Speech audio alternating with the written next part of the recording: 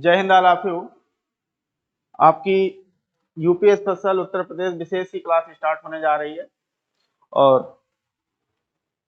दैनिक रूप से हम आप उत्तर प्रदेश विशेष की जो है वो क्लास कर रहे हैं, जिसमें हम आप जीएस का पेपर 6 यूपी स्पेशल उसको कवर कर रहे हैं, जिसमें ज्योग्राफी वाला पोर्शन रखा गया है और प्रीलिम्स के पॉइंट ऑफ व्यू से हम लोग जो फैक्चुअल और कुछ कंसेप्चुअल जो क्वेश्चन पूछे जाते हैं हम आप उनकी बात कर रहे हैं। तो आज हमारी आपकी क्लास जो होगी, जो हम लोग टॉपिक कवर करेंगे, आइए हम लोग देखते हैं। क्योंकि आपको पता है कि हम आप जो टॉपिक पढ़े हुए हैं, हम आपको पढ़ा रहे हैं रिवर सिस्टम। ठीक, हम आप कौन सा टॉपिक कवर कर रहे हैं? तो रिवर सिस्टम का टॉपिक कवर कर रहे हैं, जिसे कहा जाता है नदी तंत्र या ड्रेनेज सिस्टम, अपवाह तंत्र उसे ही कहा जाता है। और इसमें हम आप हिमालयी नदियों का अध्ययन कर रहे थे। अभी तक हम लोग हिमालयी नदियों का अध्ययन किया है, मतलब उत्तर प्रदेश से संबंधित वो रिवर्स, वो नदियां जो हिमालय से निकलती हैं और किसी एक जगह पर जाकर के किससे मिल जाती हैं? गंगा से मिल जाती है, या किसी अपनी दूसरी गंगा की ट्रिब्यूटरीज हैं उनसे मिल जाती हैं, सहायक नदियां हैं उनसे मिल जाती हैं। उसी क्रम में हम आप जो टॉपिक पहुंचे हुए हैं, आज हमारा आपका जो टॉपिक होगा, एक रिवर हम लोग गंगा की वो पढ़ेंगे जिसका संबंध हिमालयन रेंज से है। दैट इज उनका जो ओरिजिन सोर्स है वो कहां पर है? हिमालय में है। और वो रिवर है कोशी। आपने नाम जरूर सुना होगा, जिसे हम आप कहते हैं रिवर कोशी, मतलब जिसका नाम है कोशी नदी।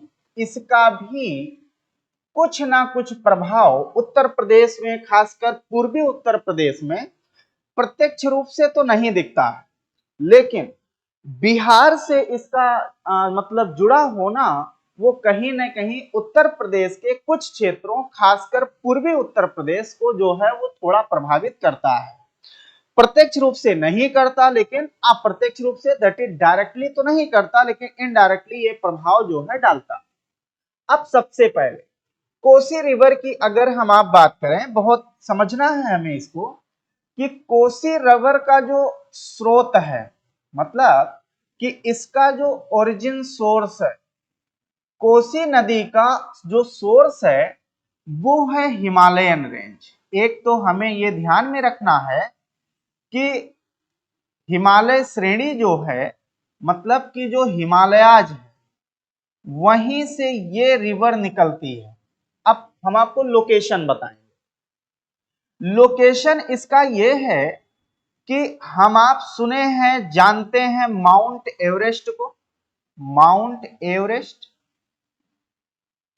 ये जो माउंट एवरेस्ट है, ये माउंट एवरेस्ट लोकेटेड है बेसिकली नेपाल। इसका लोकेशन कहां है? नेपाल में है। इसी माउंट एवरेस्ट के पास में, ध्यान दीजिएगा, माउंट एवरेस्ट के नजदीक पास में एक जगह है, एक जो है आप कह सकते हैं कि एक ग्लेशियर जैसा एक स्ट्रक्चर है, जिसे कहा जाता है अरुण। ध्यान दीजिएगा, जिसे क्या कहते हैं? अरुण कहते हैं। इसी अरुण नामक स्थान से कोशी नदी निकलती है। ध्यान दीजिएगा, हिमालयन रेंज से निकलती है। हिमालयन रेंज में लोकेशन माउंट एवरेस्ट के पास में है। आइए हम आप समझते हैं कि आखिर इसकी लोकेशन कहां हो। अगर यहां पर आप समझें कि ये है आपका नेपाल का, समझिएगा, ये मेरा सिक्किम हो गया और ये ऐसे,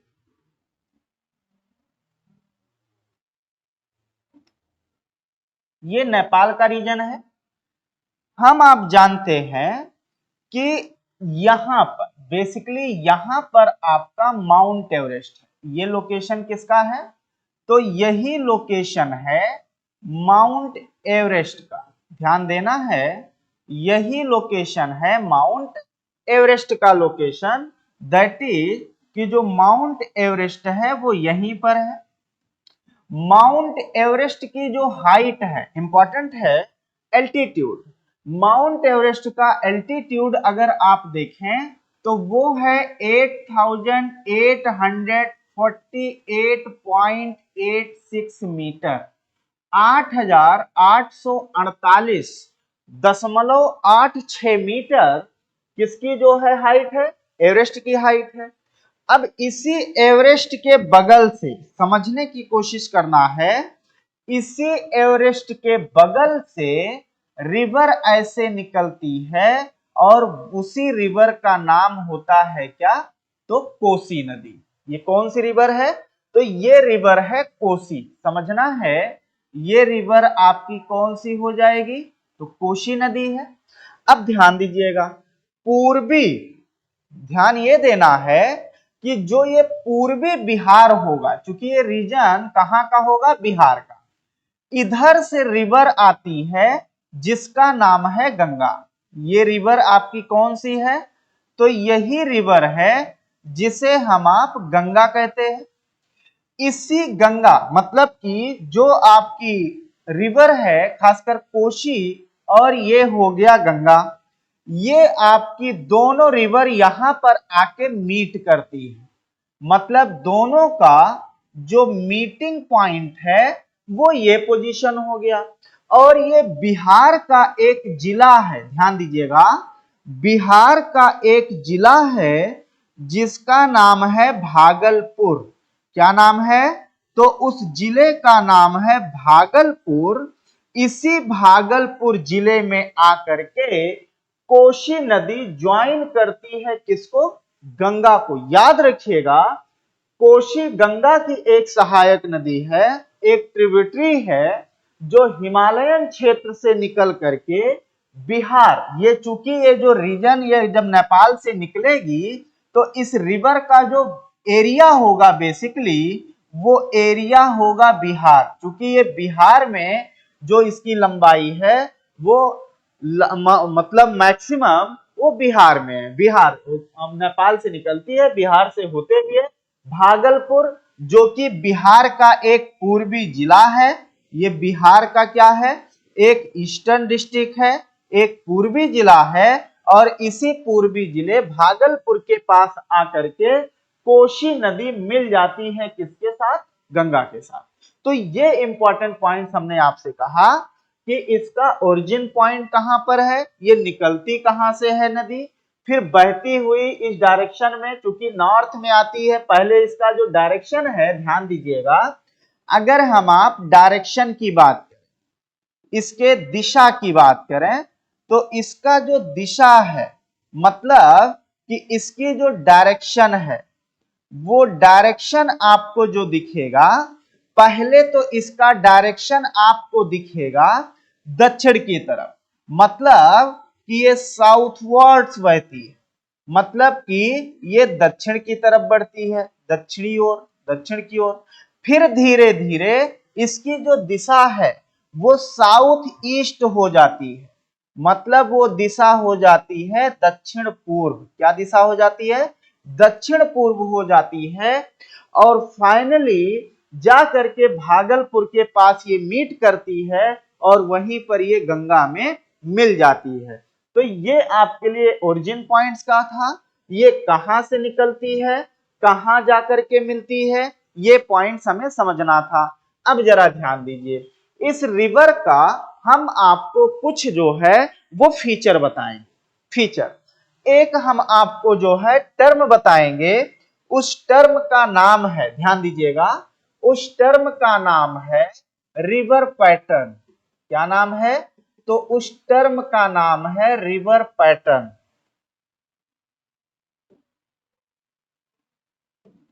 रिवर पैटर्न, इसे बोला जाता है नदी प्रतिरूप। क्या कहते हैं, नदी प्रतिरूप। अब ध्यान दीजिएगा, हम आप जब इंडियन ज्योग्राफी का अध्ययन करते हैं, स्टडी करते हैं, बेसिकली जब स्पेशलाइज करके हम इंडियन ज्योग्राफी पढ़ते हैं, तो उसमें जब हम इंडिया का रिवर सिस्टम पढ़ते हैं तो रिवर सिस्टम के साथ हमें रिवर पैटर्न जो है पढ़ना पड़ता है। रिवर पैटर्न मीन्स होता है कि कोई नदी जब बहती है तो किस प्रकार के वो अपना पैटर्न फॉलो करती है, किस प्रकार के रूप में वो बहती है, उसे ही कहा जाता है रिवर पैटर्न। जैसे मैं आपको बताऊं, river patterns are some various type. River patterns कई प्रकार के होते हैं।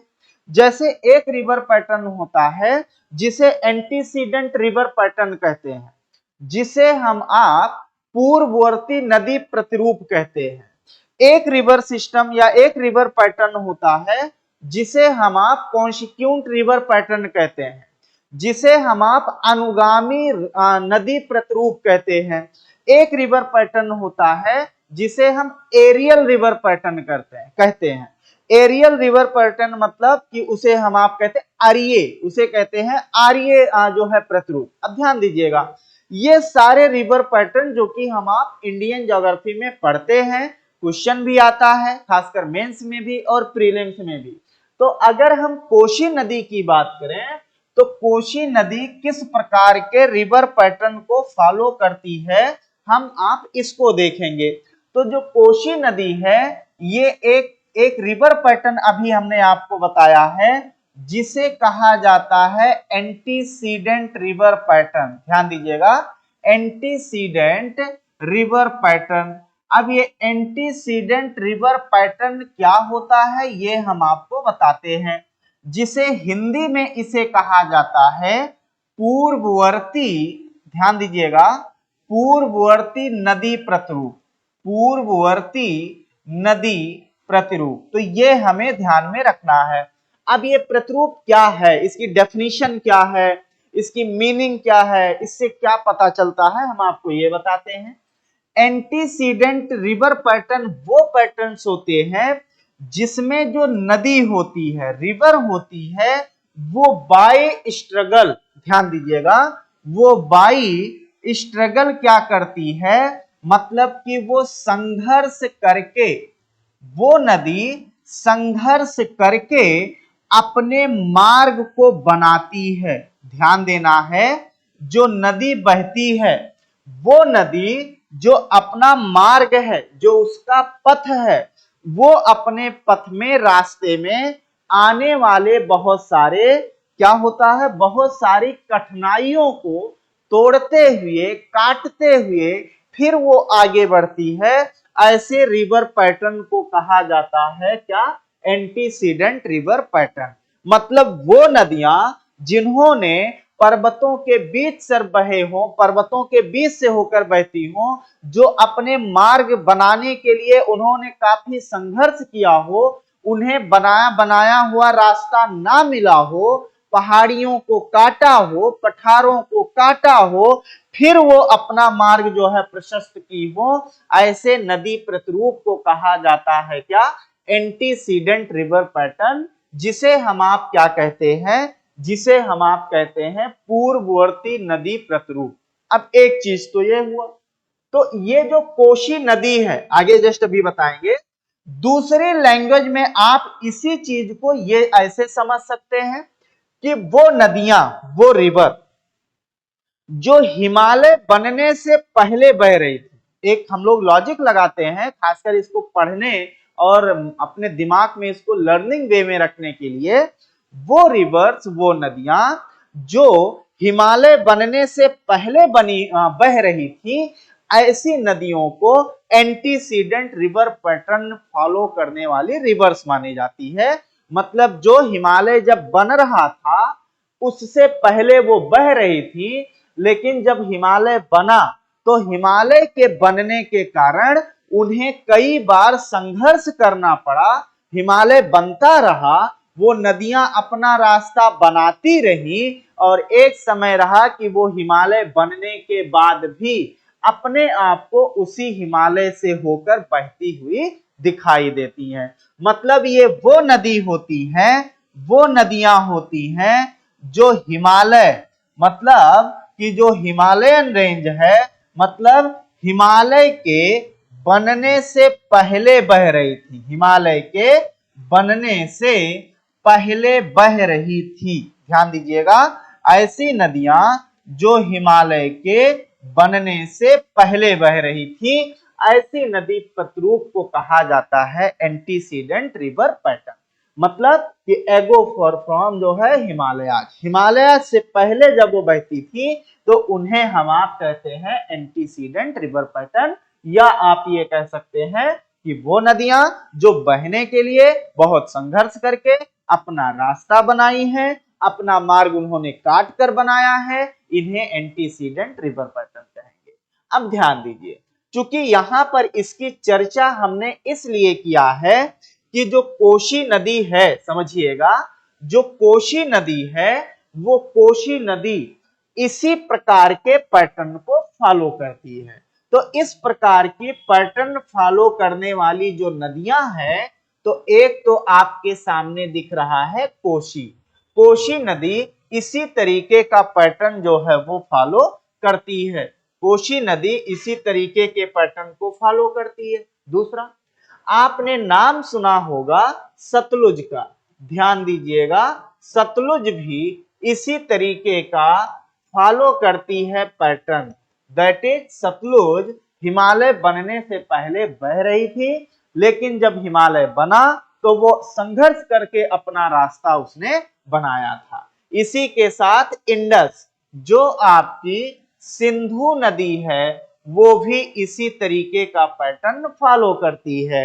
यहां तक कि जो गंगा नदी है, गंगा नदी भी इसी तरीके के पैटर्न को फॉलो करती है। आई बात समझ में?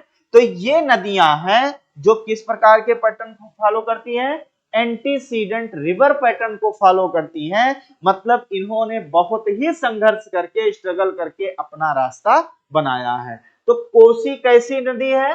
कोसी एक कैसी रिवर पैटर्न को फॉलो करती है? तो कोसी एंटीसीडेंट रिवर पैटर्न को फॉलो करती है। अब समझिएगा, अगर हम आप देखें तो जो कोशी रिवर है, कोशी नदी जो है, कोशी नदी की जो लेंथ है, मतलब कि ये जो फ्लो करती है, इसका जो लेंथ है, कोसी नदी का लेंथ लगभग 425 किलोमीटर है। कितना है?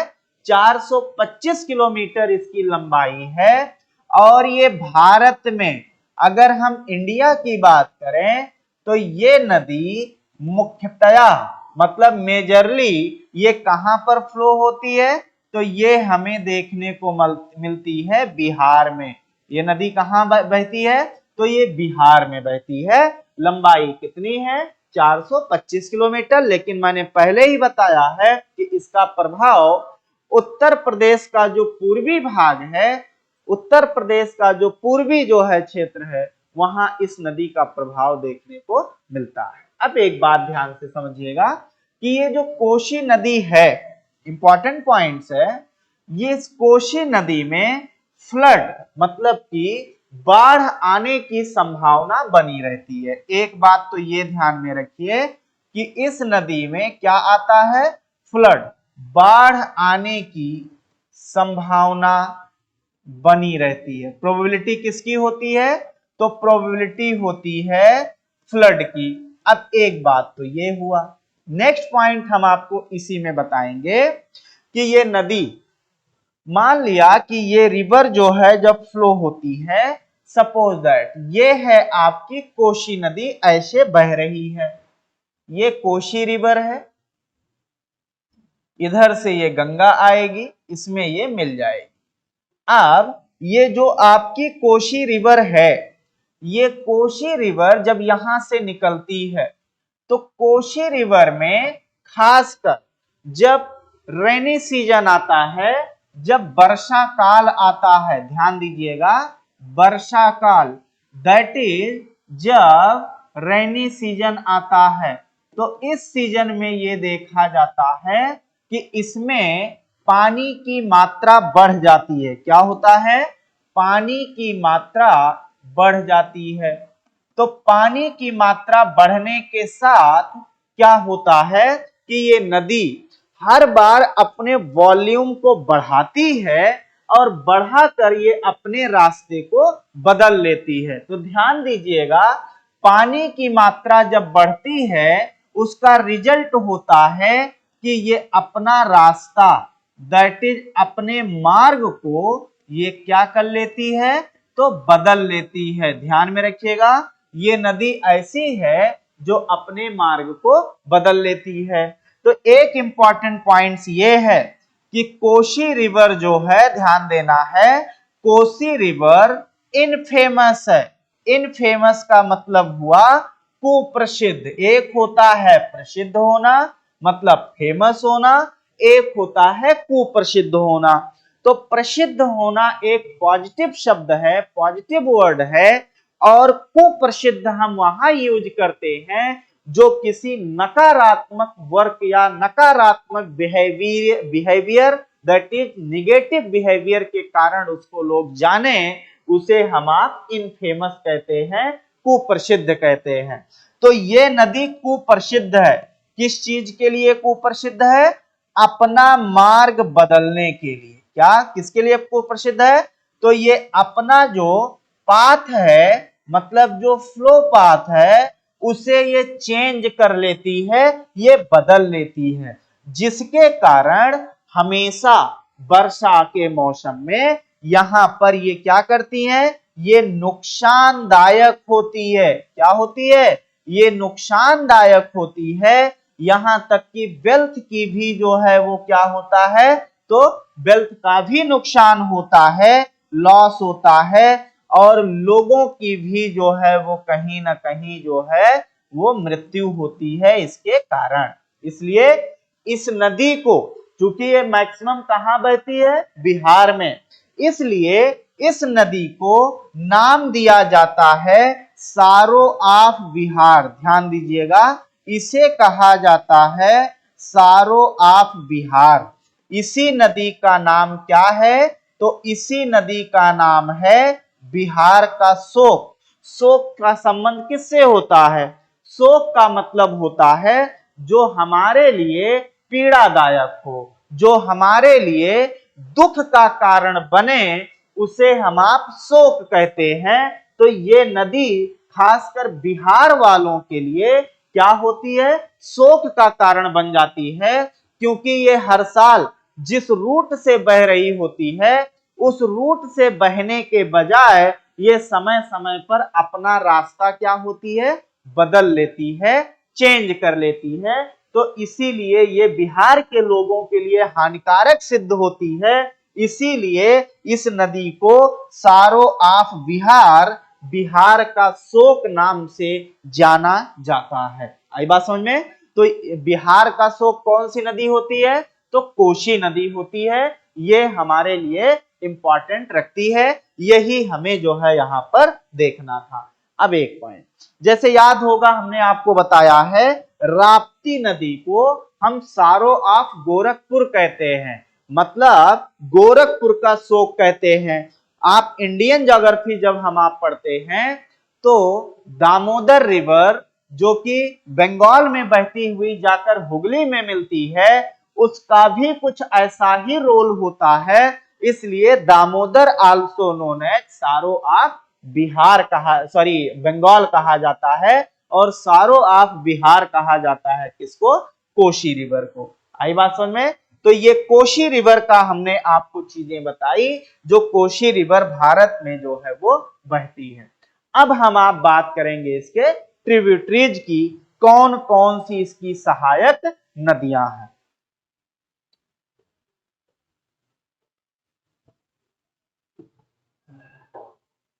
चलिए ध्यान दीजिए, हम लोग अब इसकी ट्रिब्यूटरीज की बात करेंगे। हम आप इसकी जो है किसकी बात करेंगे, तो सहायक नदियों।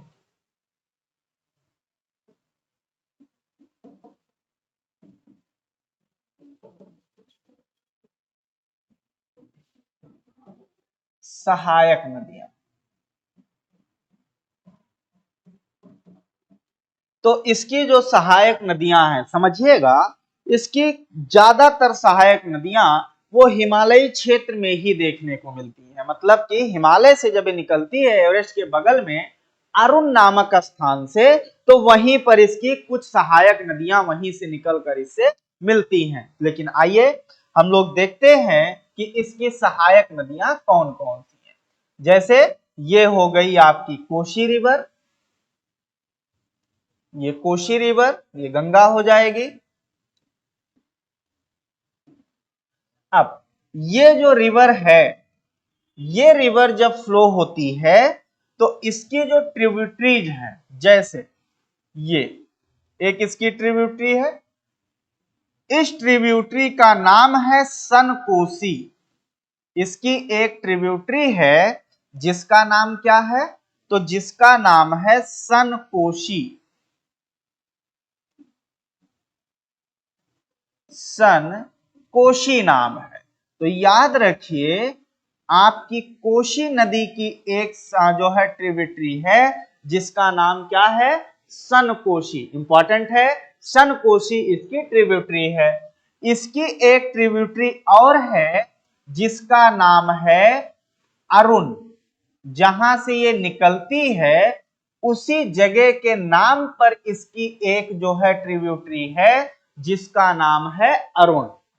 इसकी एक जो है कोशी, एक जो है ट्रिब्यूटरी है जिसका नाम है तामू। ध्यान दीजिएगा, क्या नाम है, तो तामू इसकी एक जो है वो ट्रिब्यूटरी है। तो इसकी मुख्यता जो हमें आपको जरूर ध्यान में रखना चाहिए, वो इसकी मुख्यता जो है ये तीन। एक और हम आपको बताते हैं इसकी ट्रिब्यूटरी, जिसका नाम है दूध कोशी। ध्यान दीजिएगा, इसकी एक ट्रिब्यूटरी और है, इसका नाम है दूध कोसी। ध्यान में रखना है, दूध कोशी नाम है इसका, दूध कोशी।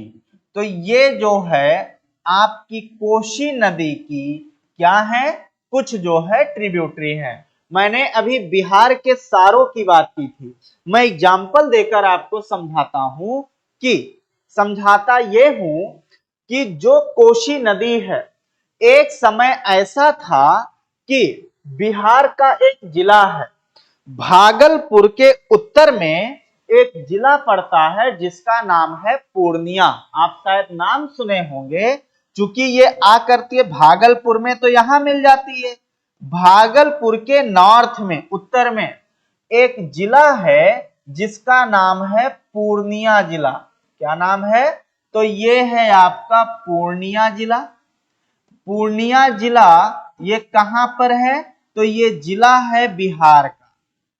ऐसा माना जाता है और देखा गया है कि जो पूर्णिया जिला था वो पहले इस नदी के ऐसे यहां पर इसके कोस्ट पर था। ये जिला, ये जो हमने आपसे कहा, इसके कोस्ट पर आपका पूर्णिया जिला का मुख्यालय था। पूर्णिया जिला का जो हेडक्वार्टर था वो मुख्यालय इसी कोसी नदी के कोस्ट पर था। ये मैं बात कर रहा हूं उस समय की जब समय था 1836 का। 1836 के आसपास पूर्णिया जिला का जो हेडक्वार्टर था, मुख्यालय था, वो इसी कोसी नदी के कोस्ट पर था। लेकिन आज की डेट में इस नदी ने अपना ऐसा रास्ता बदला, अपने ऐसे पाथ बदले, जिससे पूर्णिया डिस्ट्रिक्ट का जो मुख्यालय था, हेडक्वार्टर था, वो इस नदी से लगभग 96 किलोमीटर दूर हो गया। याद रखिए, पूर्णिया डिस्ट्रिक्ट का हेडक्वार्टर वही है आज भी, मतलब वो जगह आज भी वही है, लेकिन ये नदी अपना रास्ता बदलते बदलते पूर्णिया से लगभग 96 किलोमीटर का इसने क्या ले लिया, गैप ले लिया। तो आप इसी से अंदाजा लगा सकते हैं कि कोशी नदी अपना मार्ग कैसे बदलने में जो है वो क्या है, काफी जो है उतावली रहती है।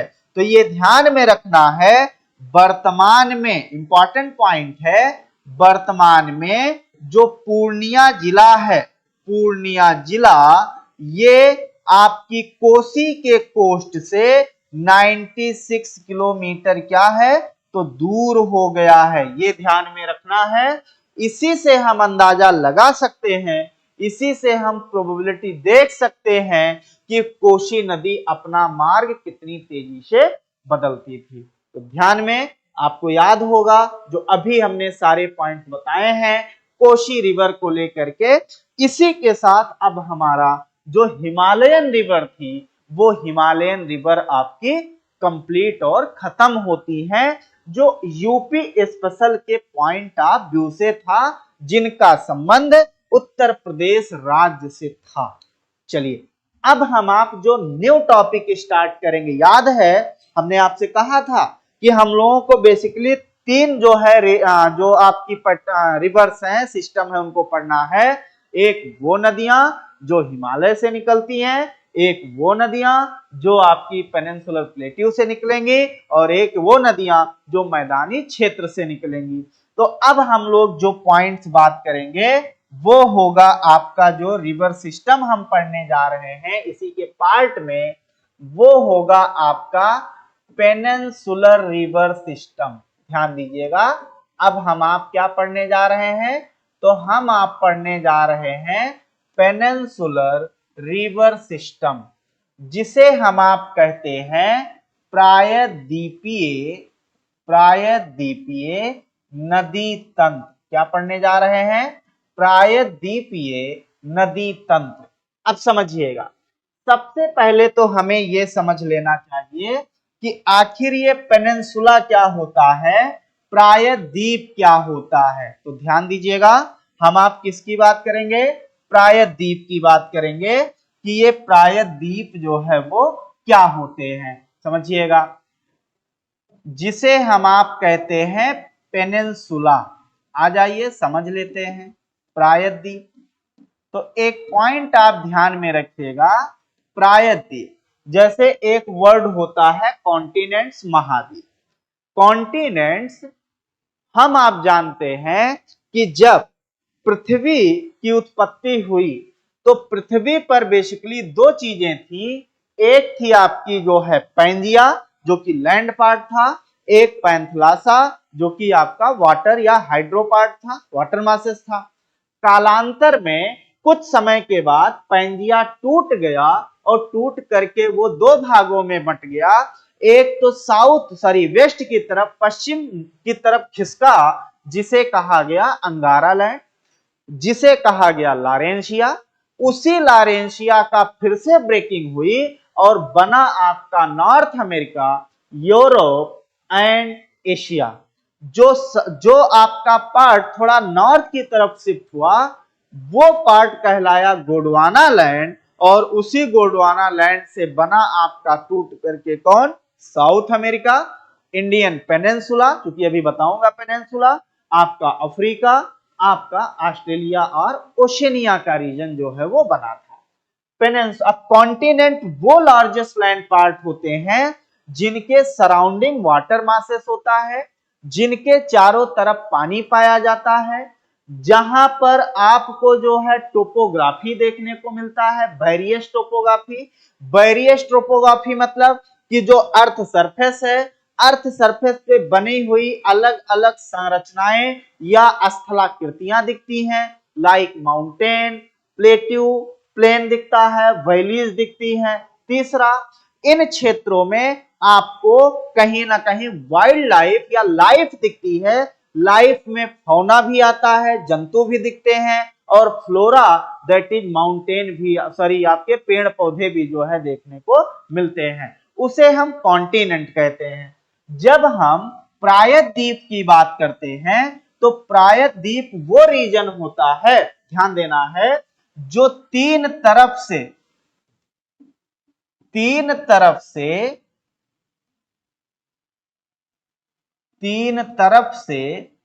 पानी से घिरा हो। किससे घिरा हो, पानी से घिरा हो, मतलब सराउंडेड बाई वाटर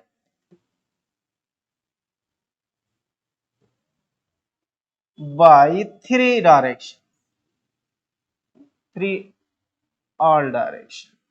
ठीक, मतलब जो किससे घिरे हो, तीन तरफ जो पानी से घिरे हो, ऐसे लैंड पार्ट को प्रायद्वीप कहा जाता है। मतलब कि महाद्वीप के तो चारों तरफ पानी होगा, लेकिन प्रायद्वीप के तरफ अगर पानी की बात आप करेंगे तो प्रायद्वीप में आपको तीन तरफ से तो लैंड पानी दिखेगा, वाटर मासेस दिखेगा, जबकि एक तरफ से वो रीजन किससे कनेक्ट होगा, तो लैंड पार्ट से जो है वो कनेक्ट होगा। ऐसे क्षेत्र को हम पेनिनसुला कहते हैं। अब ध्यान दीजिए, चूंकि हमें पढ़ना है पेनिनसुलर रिवर सिस्टम भारत का, तो मतलब ये है उत्तर प्रदेश में बहने वाली बेसिकली जो रिवर्स है, तो इसका मतलब है मुझे ये जानना बहुत ही जरूरी है कि आखिर पेनिनसुलर इंडिया कौन सा भाग है। अगर तीन तरफ समुद्र से घिरा होना चाहिए तो आखिर कौन सा रीजन, वो कौन सी बाउंड्री होगी जो पेनिनसुलर इंडिया को रिप्रेजेंट करेगा। तो आइए हम आपको बताते हैं कि पेनिनसुलर जो इंडिया है वो पेनिनसुलर इंडिया आपका कौन सा भाग होगा।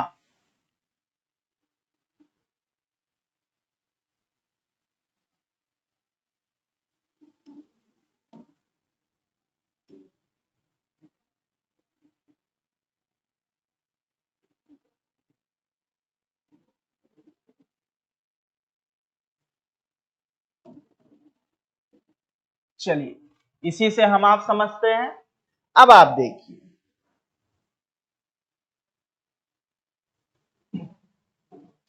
ये रीजन जो आप देख रहे हैं ये तो आपका जो है श्रीलंका है, ये इंडिया है, भारत है।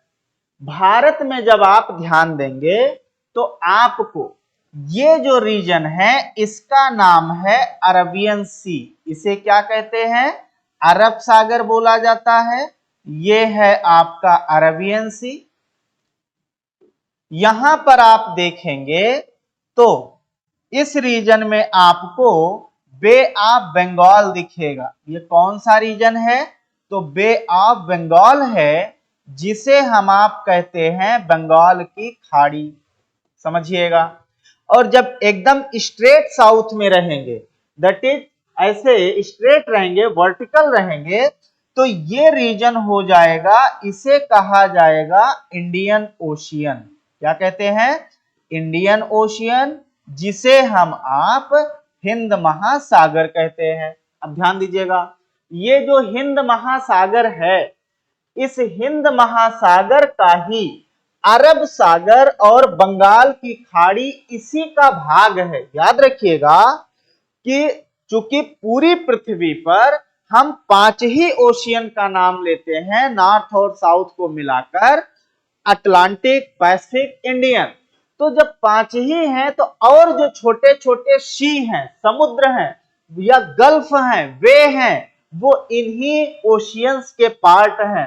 तो जो अरबियन सी है या बे ऑफ बंगाल है, ये इसी इंडियन ओशियन का ही पार्ट है। चूंकि इस इंडियन ओशियन के बीच में ये आपका भारत जैसा एक जो है लैंड पार्ट आ गया, जिससे इंडियन ओशियन पूरब की तरफ और पश्चिम की तरफ दो भागों में बंट गया। अब आसानी से पढ़ने के लिए इसका नाम बे ऑफ बंगाल कर दिया, इसका नाम अरबियन सी कह दिया। बे ऑफ बंगाल इसलिए किया, कहा, बोला, क्योंकि ये रीजन बंगाल वाले कोस्ट पर आता था।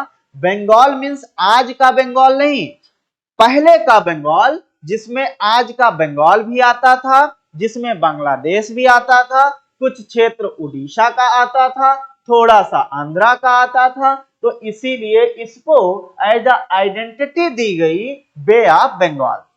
एंड फर्दर जो अरबियन सी है, इस अरबियन सी को इसलिए अरबियन सी कहा गया क्योंकि जो आपका अरबियन एरिया था, अरब का जो भाग था, अरब पेनिनसुला या आपका जो अरब का क्षेत्र था, वहां से जो व्यापारी आते थे, वहां से जो भारत में ट्रेड करने वाले जो आपके व्यापारी आते थे, वो व्यापारी ऐसे आते हुए अरबियन सी से आते थे। और जो पश्चिमी तट है, इस पश्चिमी तट के जो आपके सी पोर्ट थे, मतलब जो पत्तन थे, जो बंदरगाह थे, इसी बंदरगाह पर आते थे। क्योंकि इन्होंने पहली बार इस क्षेत्र से गुजरा ये लोग, और समझे, जाने कि इधर से होकर के हम भारत पहुंच सकते हैं, इसीलिए इस वाले वाटर पार्ट का नाम क्या कर दिया गया, अरेबियन सी कर दिया गया। बात समझ में आई? इसीलिए इसका नाम अरेबियन सी हो गया, इसका नाम बे ऑफ बंगाल हो गया।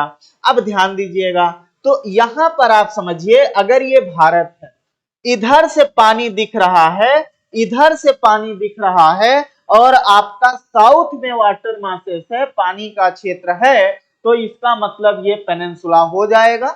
लेकिन पेनिनसुला तो ठीक है, लेकिन पूरे भारत की अगर बात करें, ये जो रीजन है, ये रीजन आपका पाकिस्तान का है, तो क्या पाकिस्तान के पार्ट में ये फाइनली पूरा पानी तो नहीं है, ये लैंड पार्ट है। केवल जो रन ऑफ कच्छ है, उस रन ऑफ कच्छ को छोड़ दिया जाए, इस वाले रीजन को छोड़ दिया जाए, तो ये पूरा रीजन तो पानी यहाँ नहीं है, सूखा है, तो अब इसको तो पेनिनसुला नहीं कहेंगे। हमने कहा कि पेनिनसुला वो होगा जो तीन तरफ पानी से घिरा हो, ये तो नहीं घिरा है। आप जब इधर नॉर्थ की तरफ होते हुए आप जब चाइना वाले या नेपाल वाले बॉर्डर की तरफ बढ़ेंगे, तो आखिर ये रीजन भी तो पानी वाला नहीं है, ये भी तो लैंड पार्ट है हिमालय के नॉर्थ में, इसका मतलब ये भी आपका पेनिनसुला नहीं हो सकता। तो सवाल ये है कि आखिर कौन सा पार्ट पेनिनसुला हो सकता है। तो अब समझिएगा, लोकेशन पेनिनसुला का समझना बहुत ही जरूरी है, क्योंकि अगर पेनिनसुला का लोकेशन आप समझ जाएंगे, तो जब जब पेनिनसुलर की बात होगी, तब तब आपको समझने में कहीं से भी कोई समस्या नहीं होगी। आइए, एक चीज हम आप जानते हैं, क्या जानते हैं, कि भारत के, इंडिया जो है वो आपका नॉर्दर्न हेमिस्फीयर में है, उत्तरी गोलार्ध में है। उत्तरी गोलार्ध में होने के साथ साथ भारत ट्रॉपिकल रीजन में भी आता है और सब ट्रॉपिकल में भी आता है, क्योंकि भारत की स्टार्टिंग अगर हम मेजर लैंड पार्ट की बात करें, तो आखिर भारत की स्टार्टिंग हो जाती है 8 डिग्री 4 मिनट आपका नॉर्थ लैटिट्यूड से, और भारत जहां खत्म हो जाता है वो 37 डिग्री 6 मिनट नॉर्थ लैटिट्यूड हो जाता है। ये पूरा भारत का लैटिट्यूडनल एक्सटेंशन होता है, एक्सटेंट है। तो भारत के बीचों बीच से होकर जो लाइन, जो मेजर लैटिट्यूड पास आउट होती है, मतलब जो मतलब अक्षांश रेखा अप्रोक्सीमेटली भारत के बीचों बीच से होकर के पास आउट होती है, उसी रेखा का नाम क्या है, उसी रेखा का नाम कर्क रेखा है, जिसे हम ट्रॉपिक ऑफ कैंसर कहते हैं। अब जरा ध्यान दीजिए, चूंकि हम आप बात कर रहे हैं भारत का, तो अभी हमने आपसे कहा है कि भारत के बीचों बीच से होकर, याद रखिए, भारत के मध्य से होकर, मतलब कि भारत के मिडिल पार्ट से, मध्य से होकर जो अक्षांश रेखा गुजरती है, जो अक्षांश रेखा गुजरती है, उस अक्षांश रेखा का नाम क्या है, उसे ही हम आप कहते हैं ट्रॉपिक ऑफ कैंसर। इसी का नाम है ट्रॉपिक ऑफ कैंसर। ये रेखा जो है, जो गुजरती है, इसी का नाम है कर्क रेखा। मतलब कि भारत को उत्तर और दक्षिण दिशा में, उत्तर और दक्षिण भागों में बीचों बीच से बांटने वाली जो रेखा है, उसी रेखा का नाम क्या है, उसी रेखा का नाम है ट्रॉपिक ऑफ कैंसर। अब ये ट्रॉपिक ऑफ कैंसर जब भारत के बीचों बीच से होकर जाती है, ट्रॉपिक ऑफ कैंसर ऐसे आपकी ये जो है पास आउट होती है, मान लिया ऐसे ये जाएगी, ये है ट्रॉपिक ऑफ कैंसर। अब ये जो ट्रॉपिक ऑफ कैंसर है, अभी हमने बताया है, इसे ही कहा जाता है 23 डिग्री ऑफ नॉर्थ लैटिट्यूड, और इसी का नाम है ट्रॉपिक ऑफ, याद रखिए, ट्रॉपिक ऑफ कैंसर इसे ही कहा जाता है। जो टीओसी है, उस टीओसी को ही 23.5 नॉर्थ लैटिट्यूड कहते हैं। अब हम आप जानते हैं कि ये जो रेखा है, ये भारत के लगभग 8 स्टेट्स मतलब 8 राज्यों से होकर गुजरती है। लाइक अगर हम आप देखें तो पश्चिम से पूरब की तरफ अगर बात करें तो ये रेखा गुजरती है कहां से? ये रेखा गुजरती है आपके गुजरात से, राजस्थान से, एमपी से, छत्तीसगढ़ से, झारखंड से, वेस्ट बंगाल से और त्रिपुरा एंड मिजोरम। जो नॉर्थ ईस्ट के स्टेट्स हैं उनमें 2 स्टेट्स हैं जहां से होकर ट्रॉपिक ऑफ कैंसर जो है वो पास आउट होती है, वो है 2 नॉर्थ ईस्ट स्टेट आपके त्रिपुरा और मिजोरम। वो 2 राज्य हैं जहां से होकर ये पास होती है। अब ध्यान दीजिए, ये तो हुआ 23.5 नॉर्थ लैटिट्यूड जिसे हमने कहा ट्रॉपिक ऑफ कैंसर। अब एक बात ध्यान से सुनिएगा, चूंकि हम आप क्या पढ़े हैं, हम आप ये पढ़ते हैं कि जो पृथ्वी है, समझिएगा, जो पृथ्वी है, मान लिया ये पृथ्वी है, तो अगर ये है 0 डिग्री लैटिट्यूड मतलब जिसे हम आप कहते हैं इक्वेटर, तो इक्वेटर का इधर का पार्ट हो जाता है नॉर्थ और इधर का पार्ट हो जाता है क्या? इधर का पार्ट हो जाता है साउथ। इतना तो हम आप पढ़ते आ रहे हैं। 0 डिग्री से जब हम इधर बढ़ते हैं, मान लिया यहां आते हैं तो हम 90 डिग्री पर पहुंचते हैं, और जब इस लाइन के हम इधर पहुंचते हैं तो भी हम 90 डिग्री पहुंचते हैं। बट है क्या कि हम इस लाइन के जब इधर आते हैं तो साउथ डायरेक्शन होता है, इधर जाते हैं तो नॉर्थ डायरेक्शन होता है। तो ये हो गया 90 डिग्री नॉर्थ लैटिट्यूड और ये हो गया 90 डिग्री साउथ लैटिट्यूड। यही हो गया आपका साउथ पोल। हम आप पढ़ते आ रहे हैं, इसे ही क्या कहते हैं?